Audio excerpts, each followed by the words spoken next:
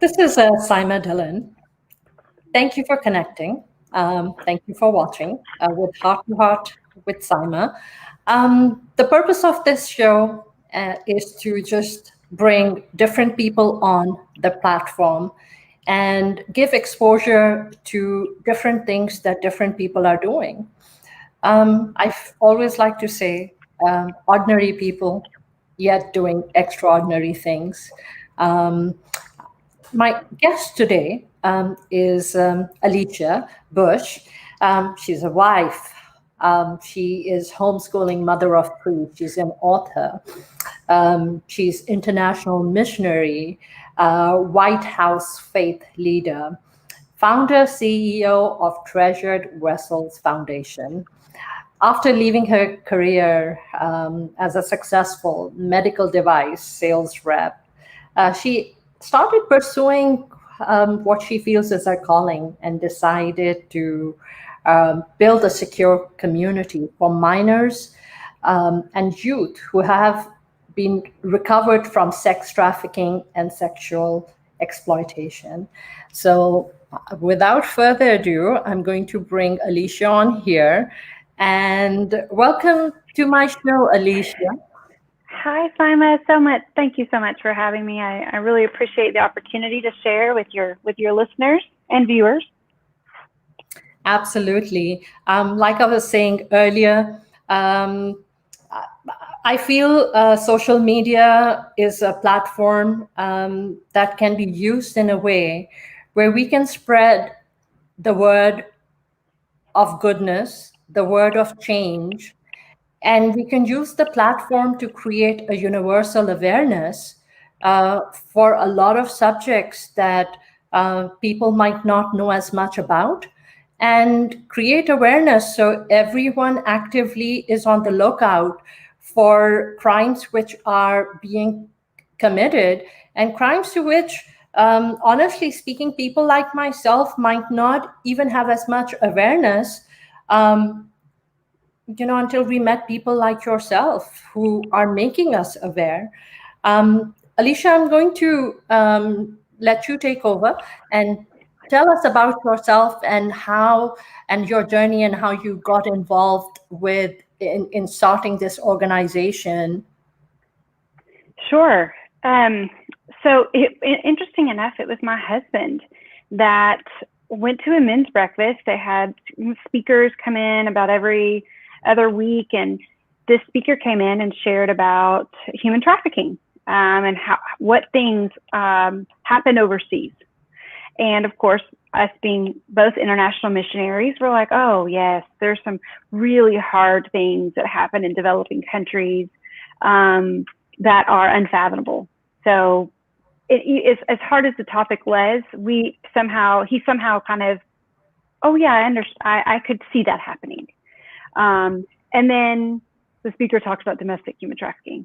And of course it's like, oh, what must happen over there on those coasts or up north, or, it doesn't happen here in the South and the Bible Belt and there's something about Texas, and, he brought it home right here in our own backyard. And he said it was like you could hear a pin drop. I mean, all the men in the room, you could just kind of leaned into, what is this that you're speaking of? And so he brought home the brochure, and that was kind of the day, I guess you could say, the seed was planted. But as you can imagine, when you hear about something so awful, I was going to say being a mother, but really just being a human, it's hard to process that and imagine, A, that it's happening, and B, well, what are we going to do? I mean, I wasn't trafficked. I don't know anyone that was trafficked. I don't understand. And you're in the middle of your life, right? In the middle of your career, raising a family, you're busy.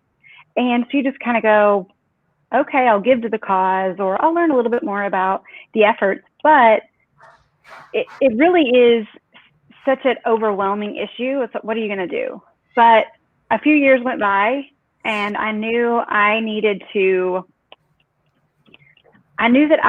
to do something more. I was called to do something more. That didn't have to do with trafficking necessarily, but it was something I needed to listen to, that still small voice that says, hey, you're created for more.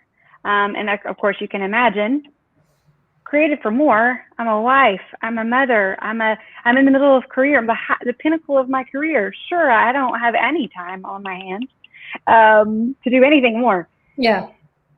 So I decided, in order to really lean into whatever that more is, I was going to have to adjust my focus for my career and focus on whatever I was created to do. Don't know what that was, but I resigned December 31st, 2014, and January 1st, 2015 was probably one of the hardest days.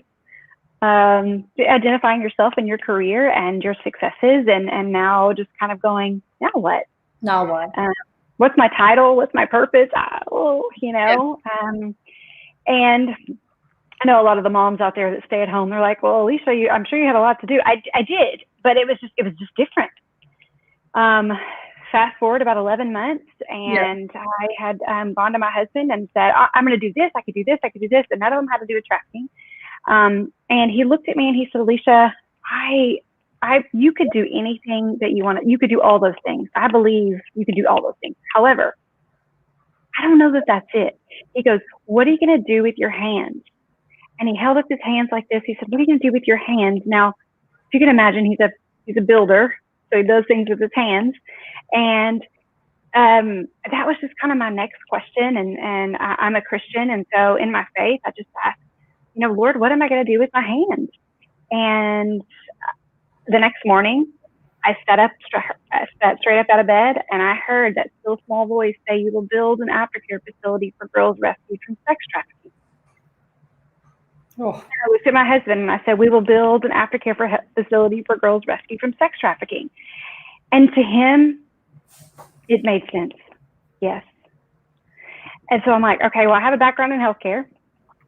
So we're going to take that skill set, and my parents are entrepreneurs. He's an entrepreneur, and we're going to take those skills, those life skills that I've learned all along the way, and partner with my husband being a builder, and we're going to put those two together, and we're actually going to find out. I started calling nonprofits and law enforcement and said, okay, so when someone is rescued and from a trafficking situation here in the States, where do they go? And kind of everybody had this same look on their face of, well, you're not going to like what I have to say. They either go, if they're a minor, they go to jail because they're a runaway, and running away is against the law. I'm like, okay, so we criminalize these young people. Okay, well, wrap my brain around that. And then the second part is they go back to the home that they ran away from in the first place. Maybe it's a new placement in a foster home. Maybe it's just going back to the home where they were being abused that they ran away from. So I'm like, so you mean to tell me that there's not a specific solution for trafficking victims? And they said, no. And we could take them to a homeless shelter, domestic violence, at-risk youth, substance abuse, treatment. I mean, just lots of different answers. But I just said specific to exploitation and trafficking, because I can only imagine that that's got a very unique type of services required. And everybody kind of said, Alicia, you can do this. Okay. So blindly went into this journey of starting Treasured Vessels Foundation 4.5 years ago. And really what I did, I started the foundation, but I was a learner.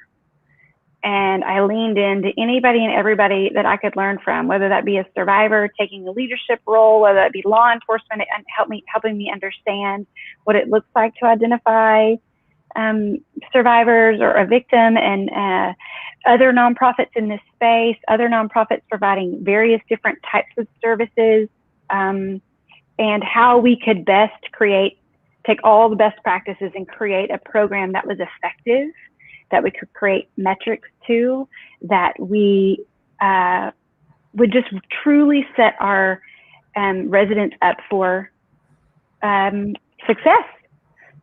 So we opened 7 months ago. We have served 6 individuals. We actually have our 7th now, and a newborn. Oh, wow. So. You must come across, are you working with a specific age group of children? So our first mission was to start with children and with minors. And so with minors, you have to have a very specific license that we learned. And I got a lot of great relationships in Department of Family and Public Services, learning about that journey. We're still on that journey, but while we're on that journey to getting that license and all the things that are required by the state, we started serving with people that we could serve without a license, and that's anybody over the age of 18. So right now we have that 18 to 24, that youth. There are organizations that are serving this population. We decided to take their models and really augment those models and add that really deeply rooted mental health component. And so that's who we're currently serving, is 18 to 24-year-olds. How are you adding that mental health component? Because that itself right there is such a huge, the subject is filled with depth and so much that we don't know about. Yes. So I met with a lot of psychiatrists and psychologists and took courses in trauma-informed and just kind of services and what that actually meant. So we decided to hire a licensed professional counselor to be on staff full-time. Each of our staff members, we were very strategic about who is going to be in the house, has some sort of social services or clinical bend to them, whether that's they're going to school to be a nurse, or they're going to school to be a therapist, or going to school to just be in some sort of social services space. So they really could lean in to understanding more about trauma, that this wasn't just you coming into the house to just hang out with the young ladies that we serve, but to really understand how to speak within a strength-based approach, how to speak trauma-informed, how to de-escalate a situation, how to support suicidal ideation, how to support a resident that's currently self-harming. So it's constant ongoing training, and the residents are truly, and we have even residents with dissociative identity disorder, which is formerly known as multiple personalities, satanic ritual abuse, and understanding that behaviors are oftentimes a response to the trauma. So it's a lot. It is. It absolutely. I mean, I think any field you get into, I know my last guest who was here last week, and she's been working with refugees and the refugee organization, and she's been doing it 12 years, 7,500 lives that she has touched. It's a vast field, so much to learn. If you want to change lives, it's an ongoing process, and you're continuously evolving and learning, so you can help others. You can make a difference in this world. You said you have around. You just got the 7th person that you guys are helping. How are these people coming into your organization, or how are you meeting them or coming across them? What's the process? So one came from mom and dad. Mom and dad referred her out. She had been in and out of a mental health hospital, and just couldn't seem to get better at home. Being in a home environment with access to cell phones and just the tools that were in her hand were very dangerous for her, and mom and dad were very concerned. So that was one referral source. One of our residents came from an investigator that came across a young lady who did not know she was being trafficked, didn't understand that was what it was called, but he helped her walk her down the path and open her eyes. And so she said she wanted help. let's see, I mean, Homeland Security, FBI, and other organizations that say, hey, this young lady is not thriving in our program. She needs more of the clinical support rather than just the get a job and that transitional living where they're getting a job, they're learning how to live a stable life. She needed the step before that was the more to get stable, to find safety, to have that mental health support when she does experience the deep level of trauma.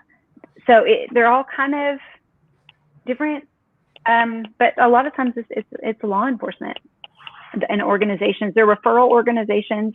Rescue Her is one of those. So Rescue Her and Traffic 911, those are local organizations that are kind of advocates, if you will, for kind of the first step, for them to be able to make those recommendations to if this survivor does indeed need different levels of support. They know that how ours is created as a vote and how we run as opposed to other organizations. I mean, it's I think you have to be so you have to have such a strong heart to be able to deal with the youth because they are children and going through whatever it is that they've gone through in their lives. And the parents want the same thing. The child wants the same thing, to find that solace and to find that security in life so that they can live a normal life. And you're just starting out.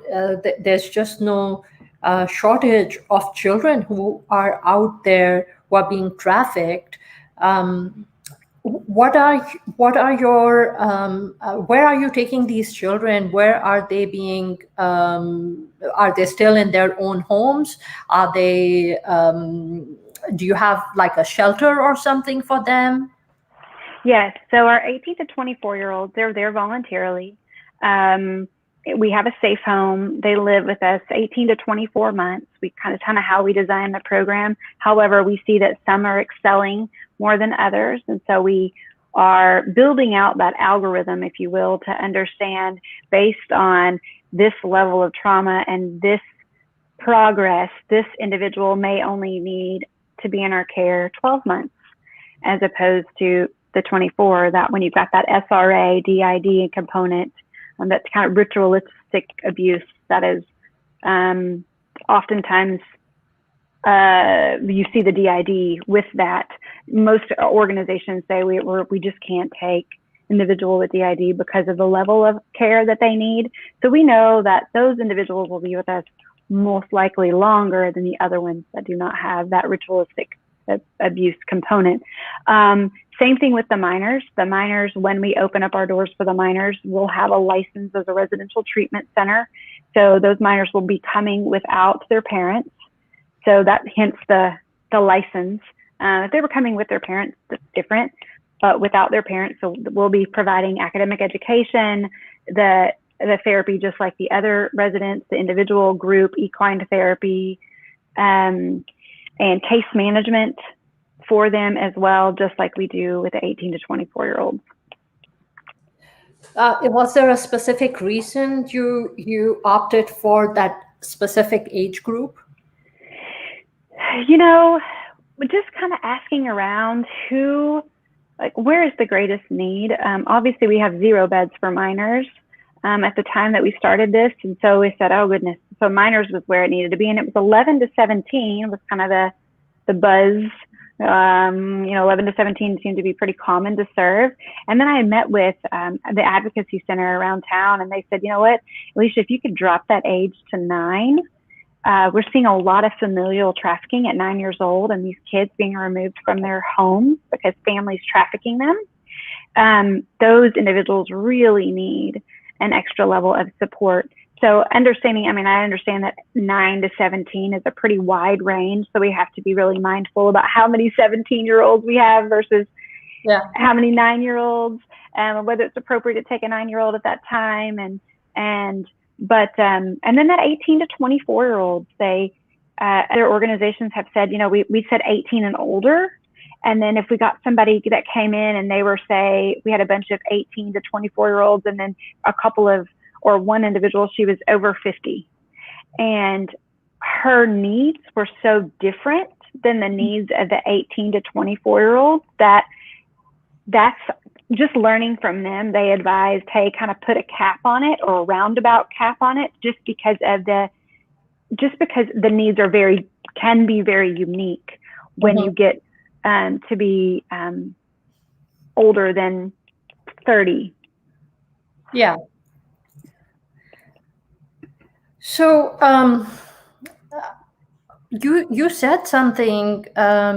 You said that there was a great need for 9-year-olds, and that they're being trafficked by their family. Yes. What do you mean? We see a lot more familial trafficking than you can imagine.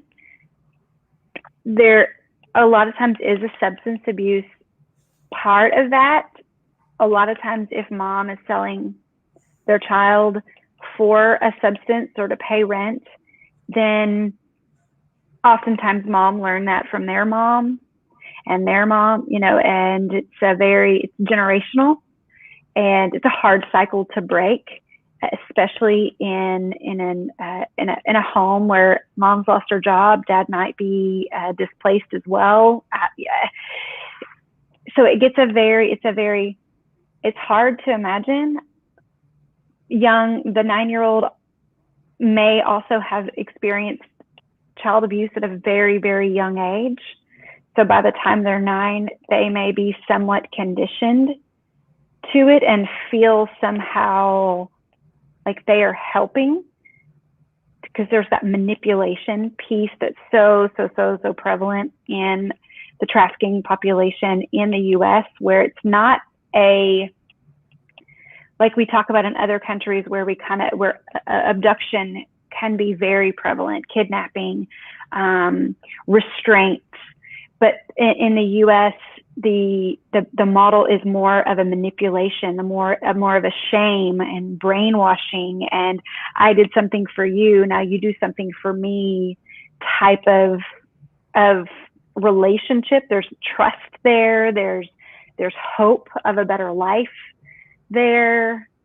And that is the hardest part for us to work with when it comes to trauma bonds with individuals that truly don't know what's happening to them is wrong, that they're being trafficked, or that they do have rights and they can get help, and because they assume, well, I did send those photos to that guy, so I had a part in it. So that and that is what the trafficker leans in on, to say, yeah, you sent me those. Nobody's ever going to want you now. No, build trust with me. I'm your boyfriend. I'm your caregiver. I'm going to be the one that provides you all that you need. Wow. I mean, it's just it's heartbreaking that this is something which is so prevalent all over the world, and in different capacity. But just the concept that these predators are approaching these 9-year-olds, 10, 11, 12. And of course, the younger, the more susceptible they are, the more easily they can be manipulated. It just blows your mind that these are such young children. Yes, and I think that the other part that makes this even more complex is we oftentimes really will focus a lot of emphasis on the trafficker, and then we're like, wait a minute, they're targeting these young people, these kids, these 9, 10, because there's a demand for it. That's the worst. So there is that supply and demand. If we decrease the demand, then naturally the supply will decrease. But if you've got buyers out there saying, this is what I am looking for, and somehow have reached out to, I was going to say a bunch of other stuff, but it's hard because so many of the buyers that want that young age do have they don't believe it's wrong. But like I was hearing law enforcement the other day, he said if he didn't believe it was wrong, then he wouldn't hide it. So I thought that was an interesting just perspective. So it's heartbreaking on both ends that we really have to get back to the root of family, get back to the root of, we know that statistics will say, usually from the CDC will say 1 in 6 American boys will report being sexually abused for the age of 18, and 1 in 3 girls will report being sexually abused. And we know that once someone is sexually abused and really kind of exposed to that trauma, it can increase their chances of running away and acting out. And then once they run away, we know that kind of 1 in 3 will be approached by a trafficker within 72 hours. And those are kind of some of the statistics. So we got to go back to the root of child abuse, the root of having family present in the home, paying attention to who their daughters and sons and daughters are talking to while they're gaming, and just being a little bit more, people talk about, I don't want to be a helicopter parent, but I think in today's world, you need to be, because there's so many avenues for our young people to get caught up in something that it's so hard to get out of. It's just this tangled web, because a lot of our young people will go to their trafficker willingly. Yeah. People are like, what do you mean? I'm like, well, but they don't know that that's a trafficker. They just believe that as their boyfriend, a friend, someone they can trust. And it may just, and a lot of survivors, you'll hear them say the worst thing that they ever did was recruit. But you'll know that they had to recruit. I mean, you even heard on the Epstein, if you watch the documentary, just over and over, ladies saying that they hated to recruit, but they knew that they had to survive. That was part of it. And if you're recruiting, you may get special privileges. You may get to have a meal. You may get, maybe you don't have to have that many partners that day. So whatever the reward that, and I think understanding that COVID is, people are like, oh, did COVID decrease trafficking or increase? Obviously, we won't know those numbers for a very long time, but yeah. The traffickers, they set quotas up for the ladies or ladies or men that they are kind of, they're usually called in their stable, in their group, in their family, lots of different words, but in the people that they are controlling, they have a quota, and those quotas have not changed. So the people are getting creative now. More exploitation online, more exploitation in backdoor parlors, hotels, things that were moved from a massage place to now in a hotel, since maybe the business is closed down, but now we've just moved locations. So they're still getting really creative because the quota is still there. And when that quota is not met, the consequences can be very, very harsh. Wow. It really breaks your heart, the age group that we are talking about. It's so difficult to identify. What do you think is the root cause of why are these children so sensitive, and why are they such easy preys? What is it that's lacking something is lacking in the family system, right? Usually, yes. We're a lot of times we see low-income families, broken homes, families where dad isn't present, mom's not present. There's something that that need for even attention or affection or affirmation it only takes just a little need. And to be honest with you, we probably both, people say it happens to the most vulnerable.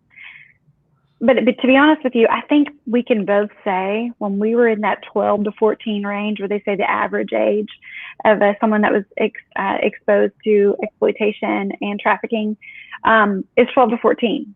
So I think we could both say that we were probably pretty vulnerable, regardless of anything that was going on in our family unit at that age.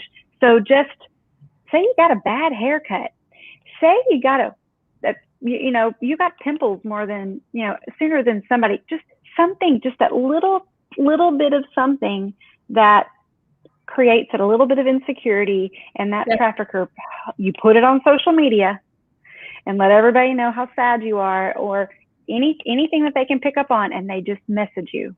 Say, you know what, your hair looks so pretty today, or, oh, I think you're beautiful anyways, whatever it is. And that's the sneaky, they're very manipulative, and they're masters at their craft. So just how we've done business and we prospect and how we build a pipeline, and that's exactly how they do business. There's books written about it. They're salespeople. They're just working with humans and with human psychology and human weaknesses. Yes. Predators, and honestly, I mean, these predators are all around us, not just the young children. They're around adults as well, people who keep sending messages on different platforms, looking for praise, looking for, we're human beings. We are vulnerable. We have our vulnerabilities. We have our weaknesses. It's just... what do you feel, Alicia? How does one safeguard against these predators? People are like, do you talk to your kids about this, Alicia? My kids are young. I mean, 6, 11, and 12. And I started this 4.5 years ago, 4 years and 7 months. So at an early age, we had conversations that were very matter of fact. Never wanted to be scared. Things like, if we're going to talk about kidnapping, things like, hey, if you're riding your bike in the neighborhood and you see somebody slow down next to you, hold on to your bike. And they're like, what? I said, well, nobody wants to grab you. And if you're holding onto your bike, they're going to have a hard time getting that bike into the car. And they laugh. And we have that conversation over and over and over. Hey, what are safe people? But it's not that one-time conversation. It's, hey, who are you talking to? No, we're not going to have headphones when you're gaming that I can't hear who you're talking to. Having other siblings around to potentially identify something that might be a little bit dangerous. Making sure that I have safeguards on their cell phones, checking their cell phones, but also doing that openly with them, talking with them about it, but very matter of fact. I try not to scare them too much, but just enough to say not everybody out there is well-intentioned. Yeah. So I think for it's just really being involved and paying attention and asking questions. I bought a book called Good Pictures, Bad Pictures, because they talk about how these young boys are actually exposed to porn at 9 years old is the average age, I believe. It's like 7 or 9. It's really young. I'm like, what? Because you remember when we were growing up, I mean, you had those magazines at the grocery store or at the store, then they went into bag. They were up high, and now they went into plastic bags, and but now it's just, I mean, you put this in their hands, and you've given them access. You've given everybody access to them, and you've given them access to everything. So when, not really if, but when that issue that comes up, that the difference between a good picture and a bad picture, knowing the difference and giving them an opportunity to say, Mom said I could come to her and talk to her about this if I saw this, and kind of fix your face, let them talk, and kind of go over the corner and cry. We can cry, but in front of them, just letting them know, thank you so much for letting me know, build trust, build their confidence and let them know you're there for them. And I think it's just those kinds of things that kids need to not be afraid to not tell. Affirmation, you know, Yeah. no matter what. I feel that, and I always say this, that I've made countless mistakes in my life because unfortunately, you know, motherhood does not come with a manual. And but one thing, but you know what? Time teaches you the hard way. So either you will learn or it will devastate you, just like a tsunami. And I feel that it's just very important to have open relationship with your children, to be able to interact and exchange. No matter how difficult the subject gets, you have to be open to communication, listen to them. And you know what, if you come down really hard upon them, they're going to do it. They're going to hide and do it. Here you're living in oblivion, thinking that you've created this perfect world, then everything is perfect. You just don't know what's happening on the other side. Yeah. A lot of these kids who are getting into this, a lot of these kids, they have all these vulnerabilities. They're sensitive to so many of these issues, and they are trying to find themselves, and Sure. they are looking everywhere, wherever that affirmation comes from, even if it's from a predator, they are attracted towards it. You're right. And I think that's the hard part, especially for young people that can't help the situation that they're in, where mom does work 3 jobs, or, you know, and so she's not as present, or the young person is acting out in school and is exposed to a lot of at-risk youth, and they begin doing participating in activities, or they're exposed to activities that kind of set them up to fail in this area of being a victim. And I think, and I see that so often, where you just go, golly, how could this have been avoided? And you just kind of scratch your head and go, man, I mean, that kid didn't even have a chance. And so and that's where we're getting into that 18, 20, 22, where you find out, wow, this young person was exposed to this life so young and has been in it for such an extended period of time, that they too need resources. They too need the ability to have a second chance. And man, I wish we would have gotten them to them sooner and had resources available to them sooner. So they, I mean, even just spending time with our survivors are like, you know, I never got to go to prom, or I never got to have a first date, or a first kiss, or just those simple things that we can take for granted. So many of our young people don't have licenses, and they've never had a driver's license. They've never driven a car before, and you're going, you live in the United States, right? And everybody gets a car when they're 16, or at least gets a license. Or, I mean, you have this, what the people around you experienced or what you experienced, you kind of assume that about everyone else. It's interesting. They kind of assume that too. They're kind of shocked when everybody around, all their staff members, have driver's license. Like, really? When did you get your license? So their normal is different than our normal. So we learn so much from them. They teach us something new every day, and they live, you know, they're community members. They're people that have been living right here, going to the same schools our kids are going to, the same gatherings, or same stores that we're going to. But just living different lives, and lives that we can't even fathom, and we can't even relate. We can't understand, because we are just so used to a different kind of independence and the ability to be able to speak our mind, and articulate whatever it is that we are feeling or going through, sharing our emotions. But these children are, just living a different life in a different world. Alicia, what are your plans for the near future? Where do you see yourself going? Because it's such a vast field. So, like I had mentioned at the beginning, we're international missionaries. So my husband and I have a huge heart for the nations. Texas is where we live, so Texas is where we're going to kind of cut our teeth, so to speak, in creating this program and these metrics that can be duplicatable. So right now it's 18 to 24. The next step is to build a campus for 9 to 17.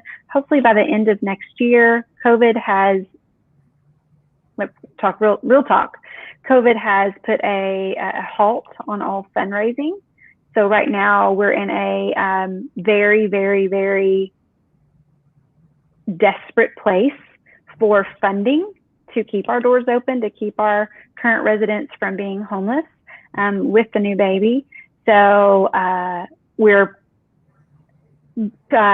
so that's definitely heavy on our hearts, and very first and foremost, what are we going to do when we can't hold fundraisers and we can't raise the kind of funds that you would typically raise throughout the year? So, but saying COVID gets better and we get to move on to having more in-person events to be able to share the message, opening up our campus for the 9 to 17-year-olds, doing ironing out that model really well, and then duplicating it and bringing it to other states across our nation, and hopefully learning from other groups that are in other countries, because I know things are done differently in each culture. So also taking this model and being effective in their culture, but being able to also join the fight around the world. Yeah, because it's this is something which is as dreadful and as as vile as it is unfortunately everywhere, all over the world, because there's such a huge demand, like you said. um, Alicia, what would you like to ask of the viewers who are watching either right now or we are just to kind of introduce Alicia again.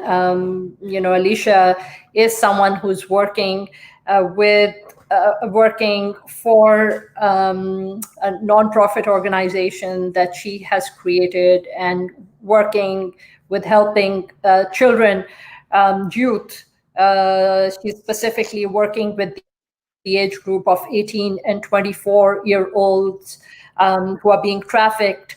And trafficking comes in different forms. There are predators who come in different forms and different ways, through the internet, through looking out for vulnerabilities that children show on social media, and then they're literally like salespeople who are targeting a certain kind of a personality, and then they go after and they try to build a relationship with them and build trust, and then get them, and then they try to exploit them. So Alicia is working on helping these children. And Alicia, if someone would like to come forward and help you with this, what opportunity do you have available? What are the different ways in which people can help you? Yeah, so I think such a huge thing right now is sharing the message. Just sharing the message that there is a need, that when someone is recovered from a trafficking situation and going home may not be a healthy, safe option for that young person, that shelter is such a critical need, that we do not have enough beds or resources to be able to get these young people, because we know that a lot of times the trafficker was at some point a victim. And so if we can get the young people that need help, that are being recovered, that are asking for help, to not set them up to one day be the exploiter, That's really what we need by sharing the message, helping people, young people, understand how to be on the lookout, how to not get taken advantage of, and to understand what trafficking really is. And it's not this sensationalizing traffickers or putting zip ties on cars, or Wayfair shipping children in crates. If Wayfair's shipping children in crates at the end of the day, we need to be wondering why there is a need for children to be shipped in crates. You know what I mean? So, but we also know that there's no evidence, but these are the things that we are kind of sensationalizing, but really starting to look in our own backyards and our own community at these young people that are crying out for help, but we don't see them because we're sensationalizing the wrong thing. We're putting our focus on the wrong thing, and we're sharing wrong misinformation. So I think that's really get educated on that piece, and then support a local organization that's boots on the ground. A lot of the recovery and rescuing done in the U.S. for U.S. citizens is done by local law enforcement, Homeland Security, FBI, private investigators feed the information to law enforcement, but a lot of times those are the ones physically doing the extractions. We have awareness and education lane.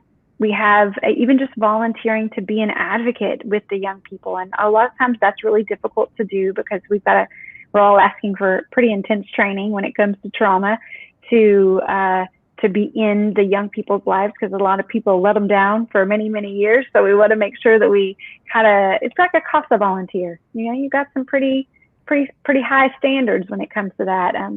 But volunteering for our home is hard because we do have a handful of volunteers that come into the home, but it's kind of like volunteering at a mental health hospital. It's not very often.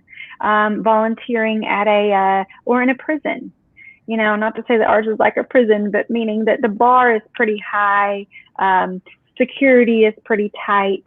Some of our girls are in witness protection. You know, their names have been changed, those kinds of things. So we're very, very mindful of their safety, and also the safety of the volunteers. Tertiary trauma, secondary trauma is a real thing. And so we definitely want to protect our volunteers from that, because some of the stories it's hard to hear. So, and then fundraising. At the end of the day, do a birthday fundraiser on a social media platform, do a walk. All the nonprofits that I know of are truly devastated by COVID, and people that have lost their jobs that were giving now aren't giving.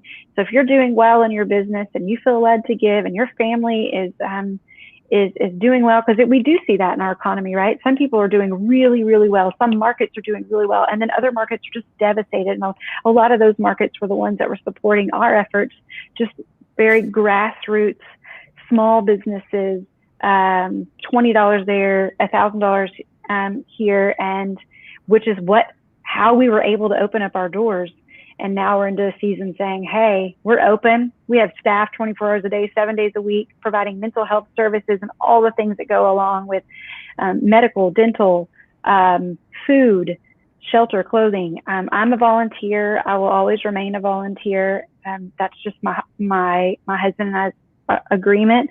However, our staff, they're staff, and they have their own families and their own bills and their own credentials that they bring to the table. So we want to be able to continue to provide for them and provide for them well. I think on that note, we're going to end our show. Okay. Do appreciate you coming on the show, Alicia. I'm always on the lookout, even my viewers who are watching me. If you guys know of someone who you feel that you have a message and it's a powerful message and something, even if you're doing it quietly behind closed doors, that you need to get your word out there, I would love to have you on my show, bring awareness to your cause and to your purpose. I feel that individually we might be so little, but the platform that we have here collectively we can utilize that platform and raise our voice, and it can become so big. Alicia, thank you so much for being here, for being a part of my show, and I wish you all the best. Thank you, and best of luck with your endeavors. Uh, it's very difficult to be a volunteer. It requires a great deal of sacrifice, and that ability to selflessly give, and you're obviously doing it. And I hope that through this broadcast we are able to reach people where, if nothing else, people are able to contribute in whatever small, big way, whatever they're able to. So once we sign off, Alicia, I will tag you. If you can do come and post your organization link in there, and then you never know which door. I'm a firm believer that, that's what we do in this life. We keep trying. We keep doing whatever it is we are on this earth to do, and we keep hoping that we might open, a door might open, we might touch someone, where lives change, things change, and goodness happens. And you have yourself a wonderful evening. And viewers, I stay safe, and thank you so much for watching and being on Heart to Heart with Saima.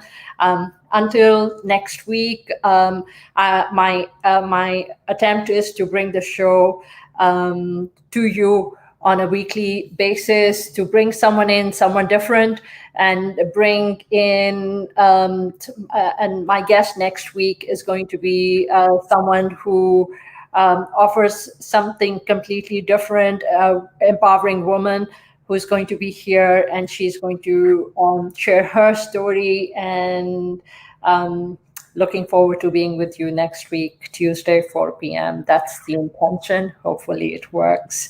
Thank you for watching.